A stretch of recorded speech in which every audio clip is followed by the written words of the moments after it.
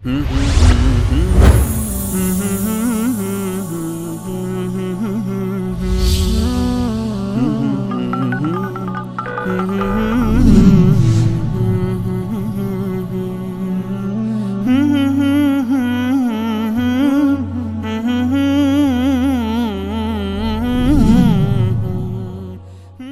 علیکم، خسته نباشید.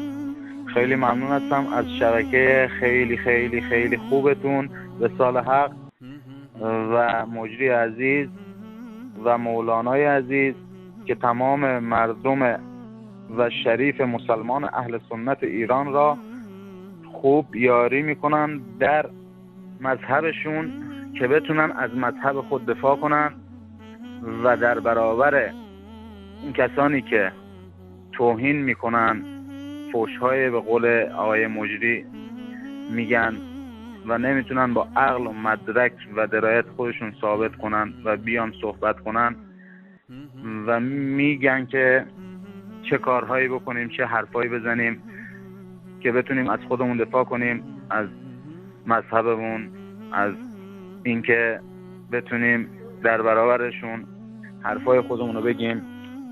و اونهایی که نمیتونن حرفای خودشون رو بگن، فقط بلدن توهین کنن، حرفای رکیک بزنن و فحش بدن. من خیلی ممنونم از این شبکه خوبتون که ما رو یاری میکنه در این راه که بتونیم دانش خودمون رو بالا ببریم نسبت به مذهبمون. خیلی خیلی ممنون هستم از شما و دستاندرکاران خوبتون که واقعا زحمت کشیدید، این شبکه رو درست کردید. خیلی خیلی ممنونم. من از ایران، تهران، شهرستان پاکدشت تماس میگیرم، شهر فرون‌آباد، موسی نارویی. با تشکر، ممنون از لطف و زحمت فراوان شما. خداحافظ. بسم الله الرحمن الرحیم. امیرحسین هستم از بلژیک، شیعه هدایت یافته.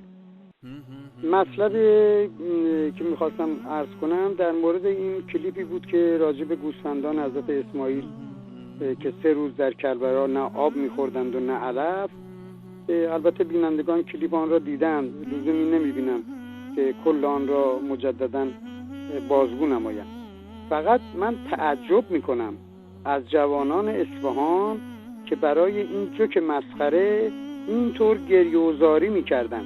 خیلی عجیب است، چون اصفهانی ها مردمان عاقلی هستن که من باهاشون خیلی مراوده داشتم و دارم.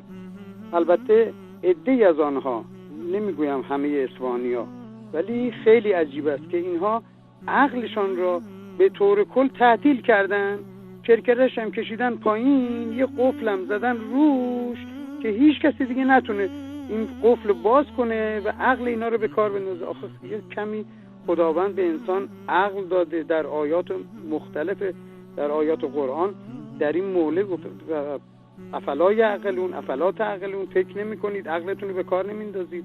آخه چطور ممکنه همچین چیزی رو باور کنند و اونجور که در کلیپ من مشاهده کردم گریه و زاری بکنن؟ واقعا که تعجب آوره. خیلی متشکرم و السلام علیکم و رحمت الله.